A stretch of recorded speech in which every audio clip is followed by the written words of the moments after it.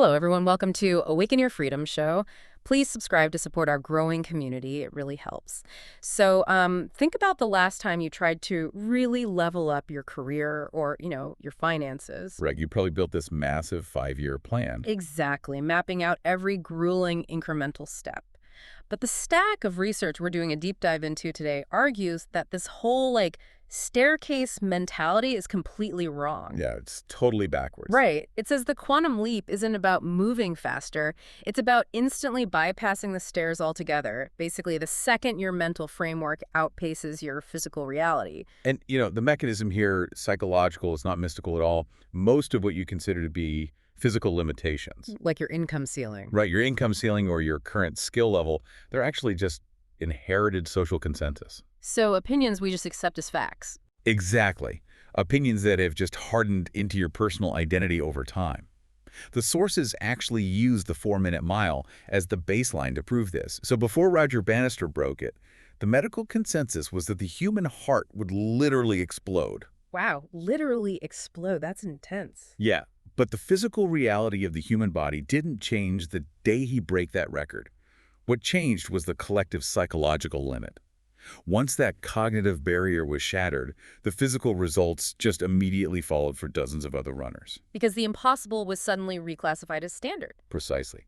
The invisible walls just vanished for everyone else. I do struggle with this a bit, though. I mean, you say cognitive barrier, but if I look at an empty bank account, that's not a psychological limit, right? That's just hard math. Well, sure, it feels that way in the moment. Yeah, and society always tells you to set realistic goals based on today's verifiable facts.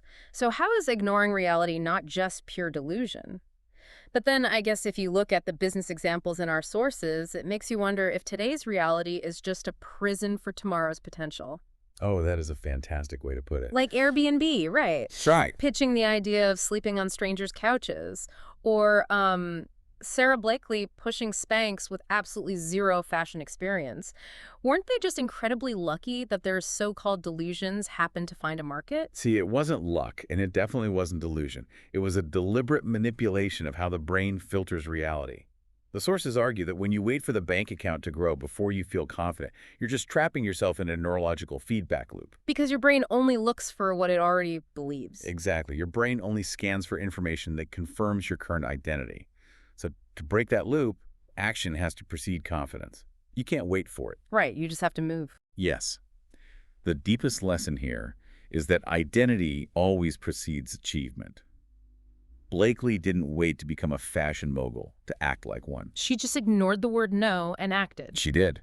You have to literally occupy the identity of an investor or a founder making decisions from that future state long before the physical evidence exists to justify it. So, waiting for external proof is completely backward. If we look at the source's advice on environments and changing your habits, it actually makes a lot of sense through, a machine learning lens. Oh, I like that analogy. How so? Well, it's like upgrading your mental operating system. You can't expect an AI to predict new, innovative outcomes if you just keep feeding it the exact same legacy training data, right? No, of course not. You just get the same output. Exactly. You have to force feed it high-quality, disruptive data first.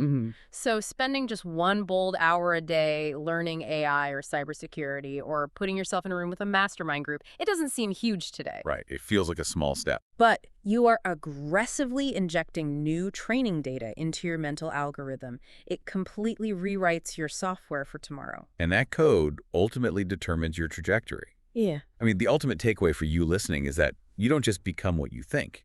You become the product of whatever consistently influences your thinking. So true. An extraordinary life demands that you actively challenge old beliefs, expand your environment, and become the person capable of achieving your dream today. You really can't wait for circumstances to change. To close, please don't forget to subscribe on your favorite platform, YouTube, Apple Podcasts, Amazon Music, or Spotify to stay sharp and never miss a drop of knowledge that could change your financial life. Thank you. And I just want to leave you with a final challenge to ponder on your own. If a quantum leap begins the exact moment your thinking changes, well, what happens when the people closest to you refuse to upgrade their own thinking? Will you let their inherited limitations become your invisible walls?